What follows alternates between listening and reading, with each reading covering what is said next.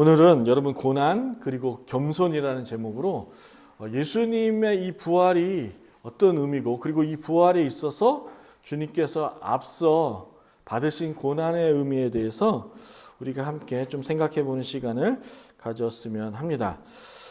오늘 설교는요, 세 가지의 질문으로부터 오늘 설교가 시작이 됩니다. 그래서 질문이 세 가지가 돼요. 첫 번째, 두 번째, 세 번째 이렇게 이야기가 되죠. 그래서 예수님이 받으신 그 십자가 그리고 3일 만에 부활하신 그 부활의 사건의 의미가 무엇인지를 여러분과 제가 더 뜻깊게 오늘 다시 한번 생각해보고 배울 수 있는 시간 되기를 주 이름의 이름으로 축원합니다. 첫 번째 질문입니다. 질문을 한번 읽어보겠습니다. 시작. 예수님 왜 인간의 영으로 오셨을까? 네. 우리는 사람이니까 사람의 모습이 얼마나 좋고 영광스럽냐라고 말할 수 있겠지만 여러분 삼위 하나님, 성부 하나님, 성자 하나님, 성령 하나님 이 세 분은 영광이세요. 할렐루야. 그래서 우리 인간의 몸보다 더 영화롭고 존귀한 몸인 것이죠. 그런데 왜 인간의 모습으로 오셔야 했는가라는 질문에 여러분 첫 번째 보면 배상의 원리 때문에 그렇습니다. 뭐의 원리라고요? 배상의 원리 때문에 그런 것이죠. 여러분 이 배상의 원리를 잠깐 설명을 드리면 여러분 배상과 보상이라는 것이 있습니다. 법률적으로 보면 특히 이렇게 보험하시는 분들 보면 이 두 가지 용어들을 아주 적절하게 사용하고 있다는 것을 보게 되죠. 여러분 이 보상이라는 것은 이런 거예요. 어떤 것에 강제적으로 어떤 힘에 의하여 그것을 내가 이제 취하게 될 때 이 힘을 가지고 상대의 이웃의 것을 이렇게 이제 취하는 과정에서 그에 따른 합당한 것으로 되갚아 주는 것을 보상이라고 그러는 거예요. 보상. 좀 더 예를 들어 쉽게 설명할게요. 내가 살고 있던 땅이 재개발이 된다고 해서 국가가 그 땅을 수용하려고 하는 겁니다.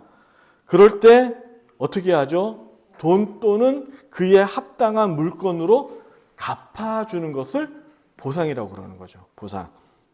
반면에 배상은 이런 거예요. 내가 고의든 실수이든 간에 이웃에게 피해를 끼쳤으면 그에 따른 상응한 대가를 지불해 주는 것을 배상이라고 하는 것이죠. 길을 가다가 실수로 옆에 계신 분을 밀쳐서 넘어뜨린 거예요. 그런데 그분이 넘어지는 가운데 팔이 부러진 거죠. 그렇다면 이 상황을 여러분 미안합니다 라는 말 한마디로 퉁칠 수 있을까요? 그러면 안 되죠. 여러분 큰일 납니다. 반드시 그에 상응한 치료와 함께 배상을 해줘야 되는 것이죠. 이것이 배상인 거예요. 윗집에 상수관이 터진 거예요. 그래서 밑에 집에 가구며 전자제품이 다 피해를 입은 거죠. 그러면 그 모든 것에 대하여 배상을 해주는 것을 대갚아주는 것을 배상이라고 말하는 거예요. 예수님이 성자가 왜 육신의 모습으로 이 땅에 오셨는가? 하나님께 배상하시기 위해서 오신 거예요. 하나님께. 아담과 하와가 범죄했잖아요. 하나님의 창조물 가운데 타락한 것은 아담과 하와만이 아니었어요. 이 타락한 인간으로 인해 하나님이 창조한 온 만물이 부패했다라는 사실을 여러분 너무도 잘 아시죠. 그로 인해 하나님과 영원한 원수가 되어버린 이 현 상황을 회복하기 위해서는 어떠한 능력 있는 자가 와서 그것을 회복시켜줘야만이 되는 것이죠. 그러므로 인류가 거룩한 하나님과의 관계를 다시 회복하기 위해서는 깨끗하고 정결한, 그러니까 부패되지 않고 타락하지 않는 하나님이 창조한 원래의 그 상태에서 있는 그 어떤 존재가 나타나서 그것을 대갚아 줘야 하는 것입니다. 그런데 여러분, 인류 가운데는 그러한 존재가 있습니까? 없습니까? 이에 따라 바울사도는 로마서 3장 10절과 12절까지 이렇게 썼죠. 기록된 바 의인은 없나니 하나도 없다라고 말하고 있는 거예요. 그래서 깨닫는 자가 없다는 거예요. 이 사실을 알아서 이 사실을 깨닫고 이 진리를 도전받아서 하나님의 말씀과 하나님의 뜻을 찾아 살려는 사람이 이 땅 가운데 없다라고 바울 사도가 말하고 있는 것이죠. 그래서 인류 중에는 그 어느 누구도 하나님의 진노로부터 벗어날 자가 없는 겁니다. 그래서 하나님은 예정하신 대로, 뭐 하신 대로요? 예정하신 대로. 이게 예정론이에요. 하나님께서 인류를 구원하시고자 작정하신 그 예정에 따라 인류의 죄를 대신할 수 있는 존재를 보내시기로 창세 전부터 작정하셨습니다. 이게 바울 사도의 가르침이죠.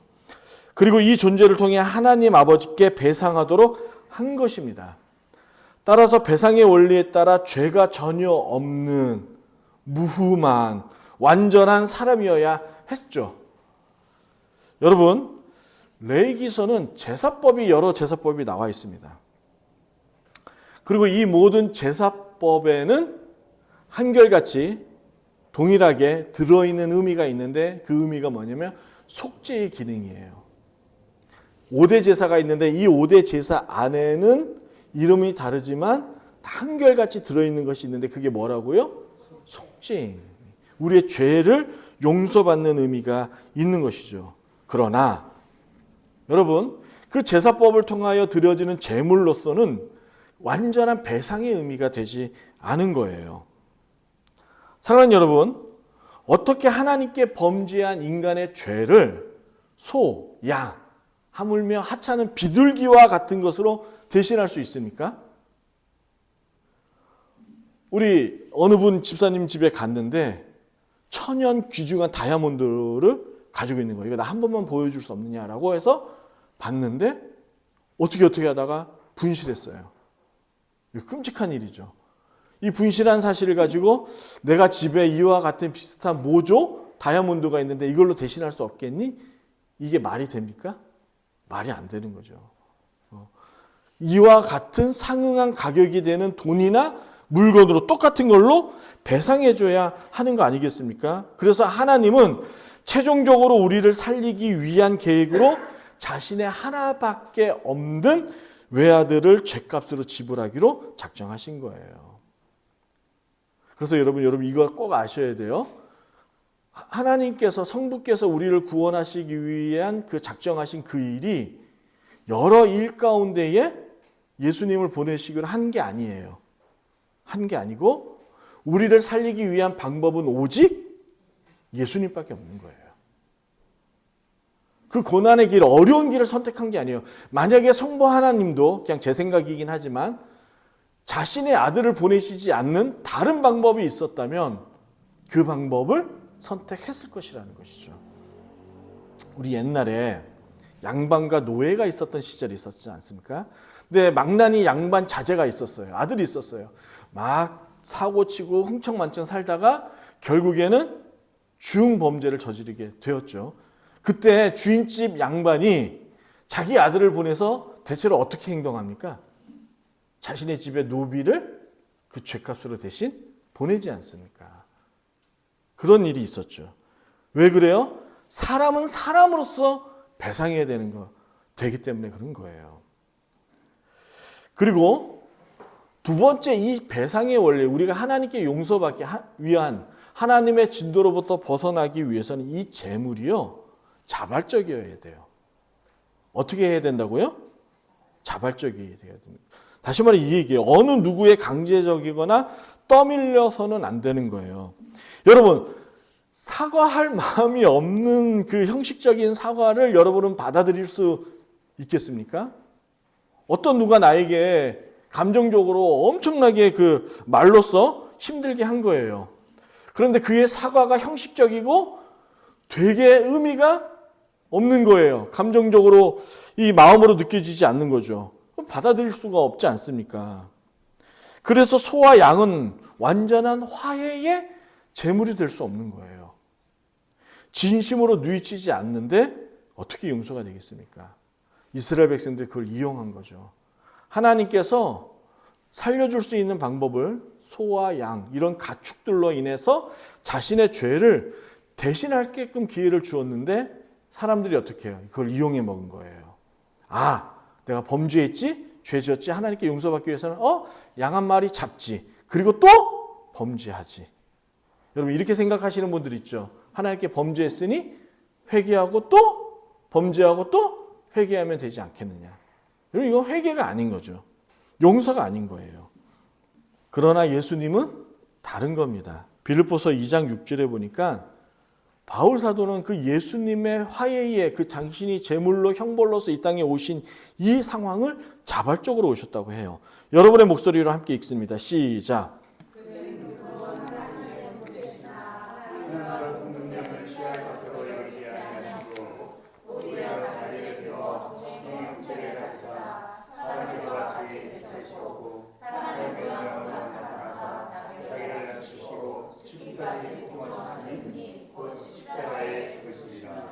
아멘. 바울 사도는 빌립보서 2장을 시작하면서 예수님의 마음 곧 예수님의 겸손을 배우라 라고 시작하면서 이 글을 썼죠. 여러분 기억나시죠? 모르세요? 다 기억나시죠? 예수님은 근본이 뭐라고 얘기해요? 하나님이라고 얘기해요. 그런데 하나님과 동등됨을 취하지 아니하시고 종의 모습으로 왔대요.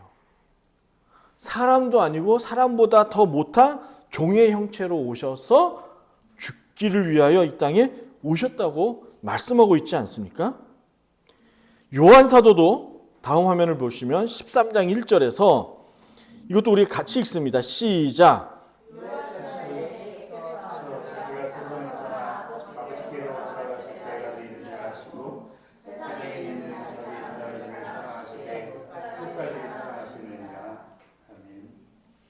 예수님은요, 하나님 아버지께 등 떠밀려서 온 게 아니에요. 너 가서 죽어야겠다라는 그 아버지의 말씀을 예수님은 기다리고 있었어요. 그렇게 하시려고 하셨어요. 스스로 이 땅에 오셨는데 그 오실 수 있는 그 힘과 에너지가 어디였느냐? 우리를 끝까지 사랑하셨다는 거죠. 여러분 이 끝까지라는 단어가 어떤 의미로서 여러분 오십니까? 그렇죠. 죽기까지. 우리를 사랑하셨다라는 거죠. 너무 감동되지 않습니까? 할렐루야. 자, 두 번째 질문입니다. 화면에 보시면 함께 여러분의 목소리 읽습니다. 시작.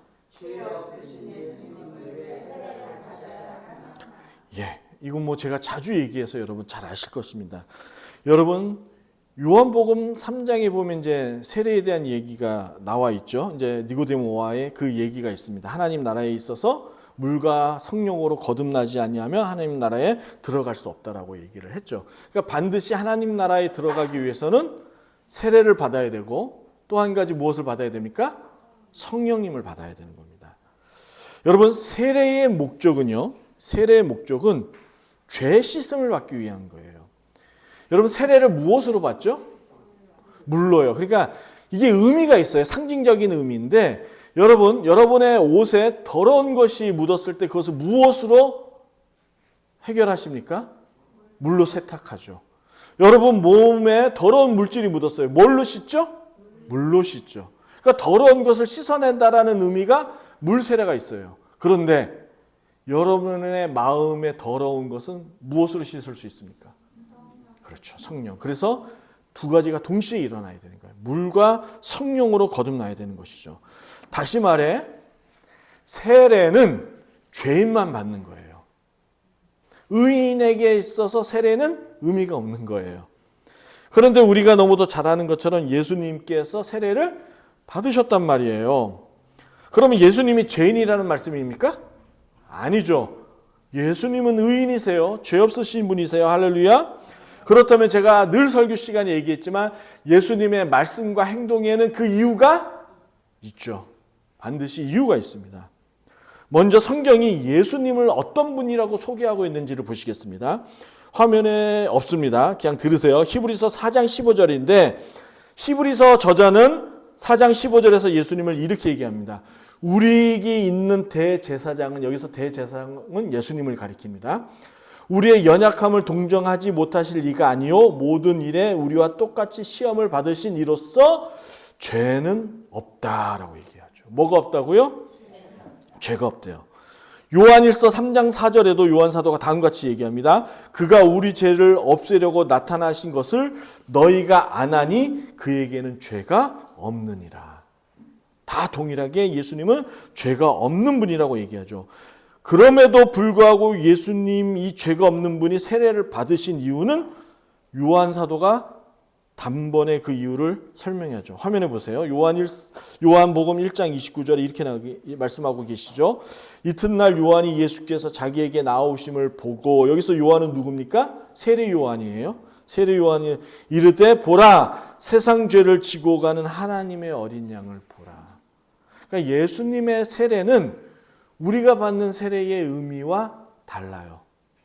예수님의 세례는 우리의 인류의 모든 죄를 짊어지시고 가시는 죄인 거죠. 그러니까 이 장면을 떠올리셔야 돼요. 레위기서의 제사법에 제물을 갖고 와서 그 제물을 바치는 이가 제물을 바치기 전에 뭐 하죠?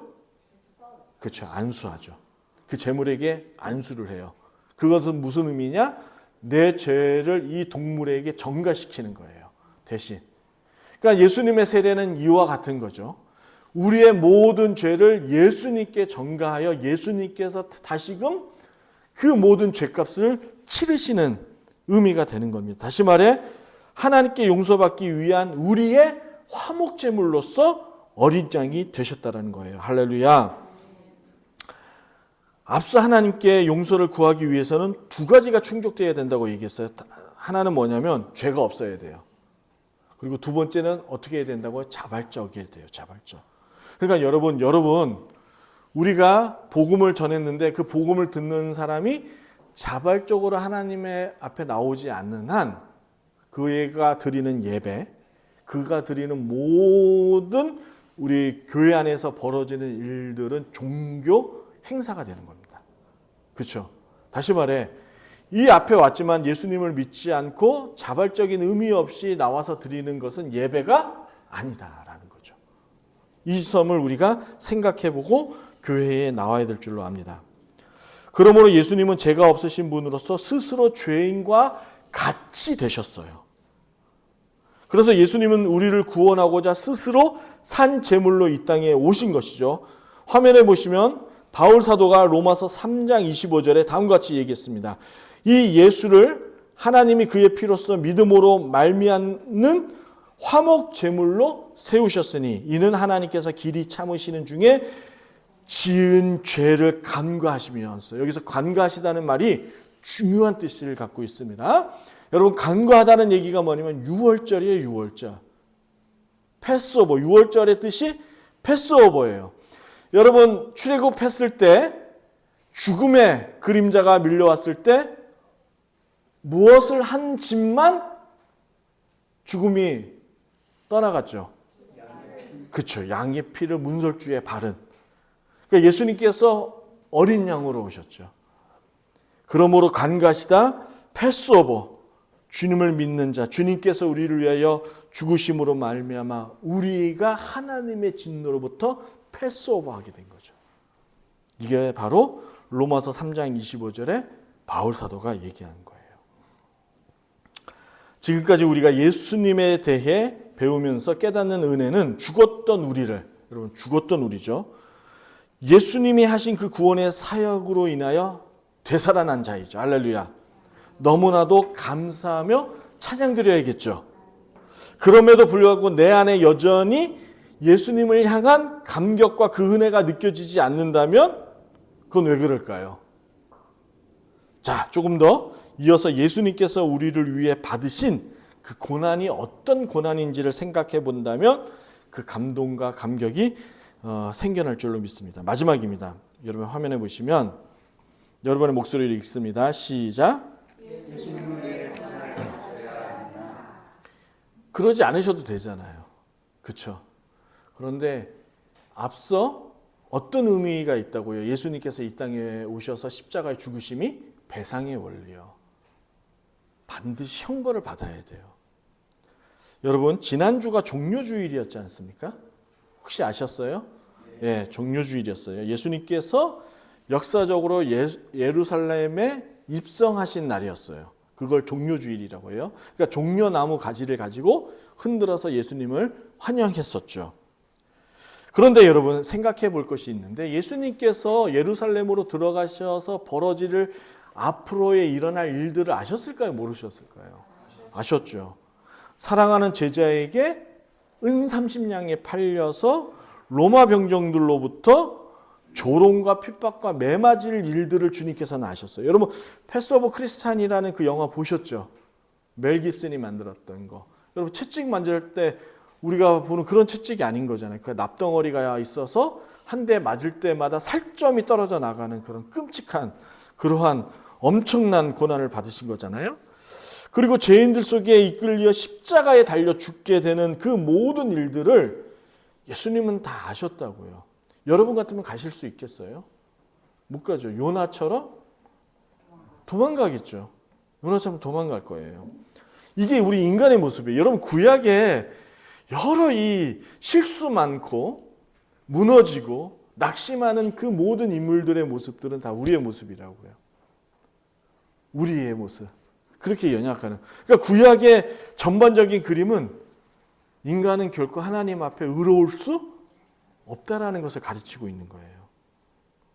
여러분 대중들은요. 그러니까 예수님께서 예루살렘에 들어오는 그 모습을 보고 있는 그 대중들은 예수님의 군사적인 우월성을 기대했다고요. 탁월한 군사적인 능력을 가지고 예루살렘에 와서 자신들을 지배하고 있는 로마 병정들을 다 군사적인 힘을 통해서 엎어버리고 뒤집어 엎어버리고 다시금 자신들의 새로운 왕국으로 만들 것을 해방자로서의 모습을 기대했단 말이죠. 그래서 예수님을 환영한 거예요. 그런데 여러분 앞서 스가랴 9장 9절의 말씀처럼 예수님은 무엇을 타고 왔습니까? 나귀를 타고 오셨어요. 여러분 백마를 타고 승승장구의 그 위험 있는 모습이 아닌 어린 나귀를 타고 와요. 그래서 여러분 이단들 보세요. 이단들 교주들 자기들을 상징할 때 그 타는 동물이 하나가 있는데 그 말이 뭐예요? 백마 타죠. 자기가 예수님이다라는 상징적인 그런 모습을 그렇게 표현하는 거예요. 아주 거짓된 모습인 거죠.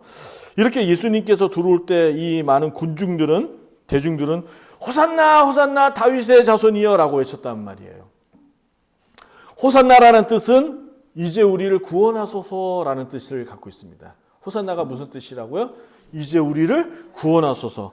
다윗의 자손이여 라는 외침은 구약에 예언된 메시아가 당신 예수님이십니다 라는 의미로서 선포적 구호를 갖고 있는 것이 호산나 호산나 다윗의 자손이여 라고 예루살렘에 있는 군중들이 외쳤단 말이에요. 그런데 여러분 예루살렘의 사람들은 예수님을 보니까 기대했던 생각했던 구원자 모습이 아니었던 거죠. 메시아가 아니었던 거예요. 자신들을 로마로부터 해방하고 가난과 속박으로부터 자유하게 해줄 만한 그러한 인물로서 예수님이 보이지 않았던 것이죠. 너무 실망스러웠던 거예요. 강한 전투력을 가지고 로마 군대와 싸울 만한 분이 아닌 거예요. 왜요? 나귀도 어떤 나귀를 타고 오셨다고요? 어린 새끼 나귀예요. 얼마나 왜소했겠어요. 자신이 원하고 바라던 메시아상이 아니었던 거죠. 여러분 예수님은 제자들과 그 무리들에게 무엇을 가르쳤습니까? 야, 심은 이렇게 길러야 돼. 싸울 때 먼저 죽방을 먼저 날리고 뭐 이렇게 싸워야 돼. 이걸 가르친 것이 아니라 어떻게 가르쳤습니까? 사랑과 용서를 가르치면서 이웃과 더불어 행복하게 사는 하나님의 나라를 가르치셨죠. 하나님의 나라는 여기 있다 저기 있다 하지 않고 하나님을 보내신 그 아들을 믿고 그와 함께 더불어 격려하며 아끼며 사랑만이 존재하는 나라로서 가르친 거예요. 따라서 군중들은요 이러한 예수님의 가르침을 이해할 수 없었던 거예요. 이게 도대체 무슨 말이야? 이게 뭐라는 얘기인 거야? 라고 생각한 것이죠. 더욱이 모든 걸 버리고 예수님을 따랐으면 장관 자리 정도는 줘야 되는 거 아닙니까? 거기다가 먹고 살 만한 모든 일들에 있어서 신경 쓸 필요 없도록 해야 되죠. 저의 개인적인 생각입니다. 저는 그 윤석열의 실패 중에 하나가 이것을 잘 못했기 때문에 그런 게 아닌가 생각이 들어요. 뭐 어쨌든 제 생각입니다. 그러므로 대중들은 가차없이 예수님을 버리기로 마음 먹은 것이죠. 여러분, 우리도 예루살렘의 그 군중들처럼 예수님을 그런 눈으로 바라보고 있는 것은 아닌가 생각이 드는 거예요. 늘 조그만 불안과 불만이 있는 환경에서 그 원통함을 참지 못하고 드러내는 우리의 모습들이 내가 생각했던 그 세상과는 다른 모습이기 때문에 그렇지 않는가 하는 거죠. 예수님의 모습이 내가 기대했던 그 해방군의 모습과는 전혀 다른 모습의 예수님이 되는 거예요. 그래서 예수님은 참아 버리지 못하고 예수님을 뒷방으로 보내버리는 거죠. 그리고 모든 삶의 우선이 나인 거예요. 주장도 나이고 그 행동에 있어서 그 원칙과 기준도 나인 것이죠. 내가 되는 겁니다. 그래서 예수님의 말씀을 전혀 따르지 못하는 그러한 모습이 우리들 가운데 나타나는 거 아니겠어요? 예수님 인생이 그렇게 간단하지 않아요. 여러분, 이 세상이 어떤 세상인지 아세요? 예수님? 이웃을 죽이지 않으면 내가 죽는 세상이라고요. 어떻게 살라고요? 사랑이요? 사랑이 밥 먹여줍니까? 이렇게 얘기하게 되는 거죠. 따라서 내 입맛에 맞는 예수님으로 만들어서 사는 우상 숭배자가 되는 거죠. 출애굽한 이스라엘 백성들을 우리는 잘 기억합니다. 그래서 하나님의 부르심을 받고 시내산에 올라가서 율법을 받으려고 오랜 기간 동안에 내려오지 않자 불안해진 이스라엘 백성들은 하나님을 만들기로 했습니다. 그 하나님이 뭐였죠? 금송아지. 여러분, 다른 신의 이름을 붙인 게 아니에요. 성경 똑바로 보십시오. 우리를 애굽에서 건져낸 하나님이 이 금송아지다라고 만든 거예요. 만들었어요. 그리고 그 송아지를 향하여 칭송하고 찬양했죠. 이게 무슨 의미예요? 나의 불안과 나의 정욕을 포기하지 못하고 여전히 하나님을 내 뜻대로 조종하고 만들려는 어리석은 인간의 모습들을 보게 되는 거죠. 오늘날 우리처럼 말이죠. 사랑하는 여러분, 예수님은 하나님이세요. 아멘? 예수님은 하나님이시라고요. 여러분, 이 사실을 놓치면 안 돼요. 하나님이시자 완전한 인간으로서 우리에게 오셨어요. 완전한 인간이란 얘기는 뭔가 슈퍼맨이나 여러 히어로들처럼 초능력적인 인간의 그런 모습을 이야기한 것이 아니라 우리와 똑같이 꼬집으면 아파하시는 분이세요. 육체를 가졌기 때문에. 똑같이 시간의 한계 속에서 늙어가시고 줄이면 배고픔을 느끼시는 완전한 인간의 모습으로 오셨다고요. 왜요? 배상의 원리 때문에요. 막 못을 들어 찌르고 때려도 고통을 느끼지 않아요. 얼마든지 때려봐. 여러분, 이게 배상이 된다는 게 아니라고요. 우리가 똑같아야 된다고요. 예. 여러분, 예수님은 불가능한 일도 가능케 하시는 전능하신 하나님이세요. 무리를 걸으시고 죽은 나사로를 살리시고 눈먼 자와 혈루병자를 고치시는 완전하신 하나님이세요. 그런 분이 사람이 되어 십자가에 달려 죽었다라는 말은 인류 역사 가운데 엄청난 사건이자 기적이라는 거예요. 신이 하찮은 인간을 위해서 죽으러 왔다라는 것은 이건 상상이 되지 않는 이야기인 거죠. 이건 기적인 거예요. 이 기적이 여러분과 저를 위해서 벌어지고 있다는 거예요. 예수님은 하나님이시기에 우리 사람처럼 시간의 제약에 갇힐 필요가 없어요. 여러분, 다시 20대로 돌아가고 싶으시죠? 다시 젊었을 때 모습으로 돌아가고 싶잖아요. 예수님도 똑같아요. 예수님은요, 이 시간 속에 갇힐 필요가 없는 분이었어요. 예수님은 우리처럼 고통이 존재하지 않는 분이셨다고요.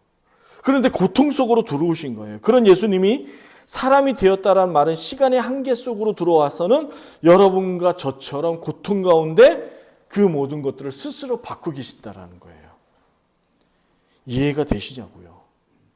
이해가 되시냐고요?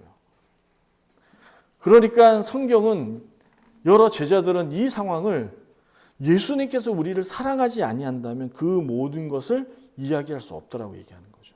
사랑 외에는 없다라는 거예요. 미국에 있는 의학 박사 트루먼 데이비스라는 분이 있어요. 이 예수님의 십자가의 고통을 의학 박사니까 의학적인 그걸로 이렇게 기술한 글이 있습니다. 그것을 제가 한번 읽어볼게요. 잘 들어보세요. 몸이 탈진함에 따라 모든 근육들에는 큰 경련이 일어났을 것이며 경련으로 인해 몸은 더 이상 지탱할 힘이 없이 주저앉을 수밖에 없다는 거죠. 그렇죠? 또한 예수님은 못 박힌 손과 다리에 뼈가 으스러지는 고통과 살이 찢어지는 고통을 그대로 느껴야 했죠. 마취제도 맞으신 분이 아닌 거예요. 그리고 예수님의 몸이 아래로 축 처지는 현상으로 인해서, 그러니까 여러분 십자가에 달리니까 몸이 이렇게 힘이 없으니까 처지는 거잖아요.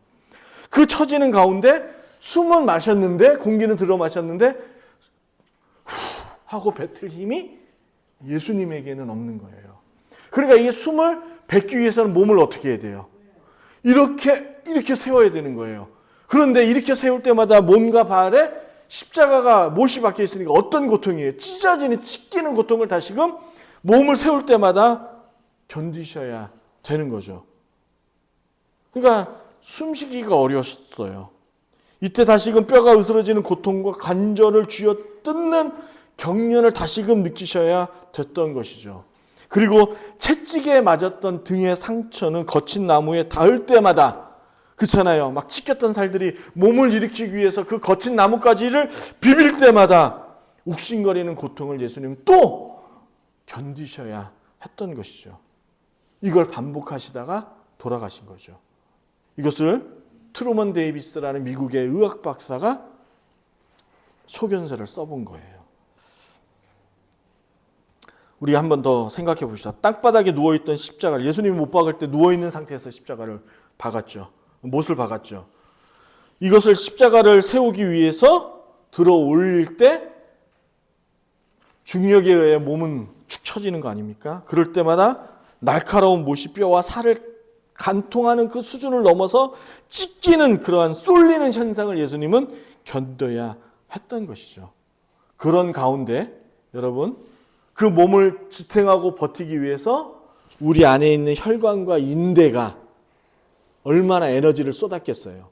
그러면서 인대가 여러 군데가 파열했을 거라는 것이죠. 여러분, 인대 파열한 경험 한두 번씩 겪잖아요. 그래서 시편 저자는 일찍이 이 십자가의 고통을 다음과 같이 예언했죠. 제가 읽어볼게요. 시편 22편 14절에 시편 저자는 이렇게 얘기합니다. 나는 물같이 쏟아졌으며 내 모든 뼈는 어그러졌으며 내 마음은 밀랍 같아서 내 속에서 녹아버렸다. 얼마나 고통스러우면 내 오정육부가 녹아서 다 빠져나갔다라고 얘기합니다. 왜 예수님은 하나님이심에도 불구하고 이러한 고통을 당해야만 했을까요? 왜 그랬을까요? 우리 때문이죠. 여러분과 저 때문인 거죠. 그런데 여러분, 오늘 이 같은 내용에서 교훈 하나를 더 얻고 가야 될 것이 하나 있습니다. 우리 때문이란 이 사실을 더 깊이 우리가 되새겨야 될 것이 있는데, 여러분, 죄를 용서받았다고 해서 그에 따른 책임과 벌이 사라지는 게 아닌 거죠. 지금 앞서 제가 설교를 드렸듯이 용서를 받았다고 해서 받아야 될 형벌이 사라지는 건 아니에요. 여러분, 옛날에 보면 사또 앞에 죄를 짓고, 그래, 너 이거 죄 사해 줄게. 대신 곤자 50대 맞아. 10대 맞아. 이 형벌을 받아야 된다고. 이 형벌을 받아야 죄가 사해지는 거라니까요. 그렇죠? 우리나라의 형법도 그런 거잖아요. 그런 것처럼 반드시 우리가 죄를 사함받기 위해서는 여러분과 제가 그에 따른 벌을 받아야 되는 거예요. 그런데 그 벌을 누가 받으셨다고요? 예수님이 받으셨다고요. 그러니까 여러분의 죄 사함에는 내가 이 형벌을 받지 않는 이후에는 내 대신 누가 받았다라는 사실을 기억하시라는 말이죠. 왜 그러냐면요, 하나님의 성품은 공의로우시기 때문에 그래요. 성부 하나님께 범죄한 인류는 하나님을 향한 죄에 응당한 처벌을 받아야 되는 거예요. 따라서 공의로우신 하나님은 그에 맞는 응당한 처벌을 내리셔야 당신의 권위가 서는 거 아니겠어요? 그렇죠? 재판관으로서 재판을 내려야 되는 거잖아요. 하나님이. 그러므로 십자가는 인류를 향한 하나님의 공의라고요. 하나님의 정의예요. 그래서 제가 앞서 말씀드렸듯이 우리를 구원한 여러 방법 중에 십자가를 선택한 게 아니라 이 길 외에는 없었다고요. 그 사실을 기억했을 때 우리가 받은 은혜가 얼마나 크다라는 사실을 도전받게 되죠. 따라서 우리가 받아야 할 하나님의 진노가 사라지게 된 원인은 예수님이 우리 대신 그 모든 고초를 당하셨기 때문에 그렇습니다. 이 사실을 기억하셨으면 좋겠어요. 그래서 오늘 그 이유를 여러분에게 말씀드리는 것이죠. 그래서 바울 사도는 화면을 보세요. 갈라디아서 2장 20절에 여러분 다시 한번 한 목소리 읽습니다. 시작.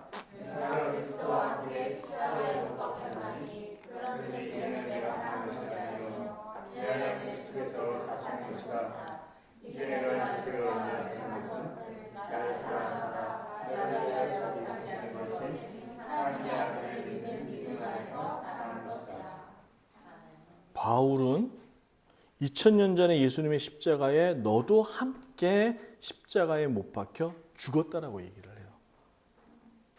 형벌을 받았다. 그래서 그 사실을 통해서 우리가 구원받는 은혜에 거하게 된 것이죠. 자, 그래서 결론입니다. 겸손은요, 그래서 사람의 성품이 아니에요. 사람이 스스로 만들어낼 수 있는 그 성품이 겸손이 아니라고요. 겸손은요, 하나님의 성품입니다. 그러니까 하나님 안에 거하지 않고서는 결코 일어날 수 없는 성품 중에 하나가 겸손이죠. 그래서 예수님께서 자신을 소개할 때 나는 겸손하고 온유하다라고 그래서 자신을 소개한 거예요. 왜냐하면 이 겸손과 온유는 오직 하나님께만 가지고 있는 성품이기 때문에. 그래서 인간이 이 온유와 겸손의 성품을 가지기 위해서는 하나님께 붙어 있어야 돼요. 하나님으로부터 그것을 공급받아야 하는 것이죠. 그러므로 겸손은 하나님으로부터 찾아야 되는 성품입니다. 아멘? 하늘의 겸손을 보여준 예수님을 믿지 않고서는 일어날 수 없는 것이 겸손인 거죠. 그런데 오늘날 한국교회 안에 가장 필요로 하고 없는 것 중에 하나가 뭐예요? 예수님의 겸손이라는 거예요. 겸손이란 단순히 여러분 자신을 낮추는 수준에서 말하는 것이 아니에요. 목사님은 왜 이렇게 잘생겼어요? 별 말씀을요. 이게 겸손이 아니라고요. 그건 당연한 얘기인 거고요. 그렇죠? 그거는 당연한 얘기인 거고 겸손이 아닌 거예요. 여러분 성경에서 말하는 겸손은 이거예요. 자신을 낮추는 수준을 뛰어넘어서 왕이신 예수님의 말씀을 믿고 그 말씀을 따라 살 때 비로소 증명되는 것이 겸손이죠. 아멘? 충성된 마음으로 순종할 때 비로소 그것이 진정한 겸손의 모습이 나타나는 거예요. 제자의 바른 삶이 결국에 스승의 얼굴을 미소짓게 하는 이유는 뭐예요? 제자가 스승의 말씀에 따라 살았기 때문에 그렇죠. 그것이 이번 문영배 재판관의 모습을 통해서 김장하라는 이 시대의 어른과 스승을 다시 한번 조명케 했던 계기가 되지 않았습니까? 그러므로 겸손은요, 여러분, 헌신과 고난 없이는 배울 수 없는 거예요. 다시요. 겸손은 고난 없이는 절대로 배울 수 없고 갖출 수 없는 삼위 하나님의 성품인 거죠. 그래서 우리 타락한 인간이 하나님의 성품과 겸손을 배우기 위해서는 반드시 거쳐야 하는 과정이 뭐라고요? 고난이에요. 고난 없이는 안 되는 거예요. 이 같은 주님의 성품을 배우기 위해서는 반드시 고난을 두려워해서는 안 되는 것이죠. 그래서 한국교회 안에 하나님의 겸손이 부족하다라는 이유는 뭐냐면 이 고난을 가르치지 않기 때문에 그런 거죠. 고난 없이는 안 되는 거예요. 마지막으로 이 말씀 읽고 기도하겠습니다. 화면을 보실게요. 바울 사도가 다시금 이 이야기를 했죠. 앞서 설교를 제가 드렸던 이 30분가량의 설교를 데살로니가 후서 1장 5절에 이것을 함축적으로 다 기록한 얘기인 거예요. 여러분의 목소리를 크게 한번 읽어볼까요? 시작.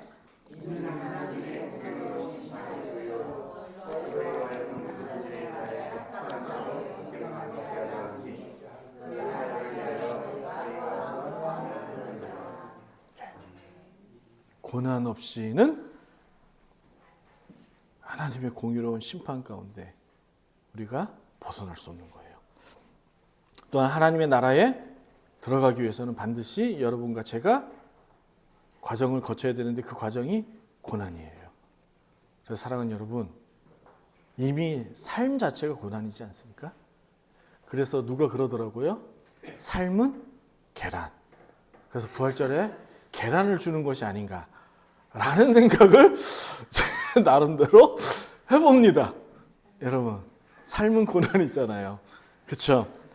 그래서 여러분, 이 고난 가운데 여러분 두려워하지 않기를 바랍니다. 왜 그러냐면 이미 앞서 고난을 우리 주님께서 받으셨고 보여주셨어요. 그리고 그 과정을 통해서 첫 열매이신 부활의 모습을 우리에게 보여주셨단 말이죠.